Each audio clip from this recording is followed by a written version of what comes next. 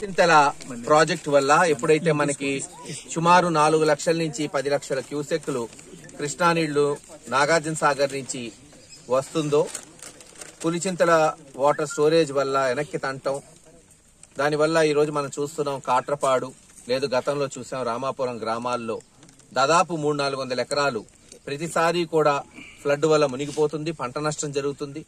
So ఇక్కడ ఉన్న రైతులు కూడా శాశ్వత పరిష్కారం కోరుకుంటున్నారు. మొన్న డిఆర్సీలో కూడా డిస్ట్రిక్ట్ రివ్యూ కమిటీ మీటింగ్ లో కూడా నేను కలెక్టర్ గారి దృష్టికి తీసుకెళ్లాను. శాశ్వత పరిష్కారం ఇవి మళ్లీ పులిచింతల నిర్వాసితుల గానీ లేదు ప్రాజెక్ట్ ఎక్విజిషన్ కింద ఇవి చేపట్టాలి అంటే ఆయన మన పులిచింతల అధికారి కొండయ్య గారికి చెప్పారు. అలాగే ఈరోజు నేను పులిచింతల ఎస్సీ గారితో కూడా మాట్లాడాను. 2-3 రోజుల్లోనే టీమ్స్ వేసి ఈ ఫ్లడ్ వల్ల అందరూ బిజీగా ఉన్నాం సార్ అన్నాడు. 2-3 రోజుల్లో వాళ్ళు వచ్చి ఇక్కడ మళ్ళీ ఎఫ్ఆర్ఎల్ లెవెల్ మార్క్ చేసుకుంటాము.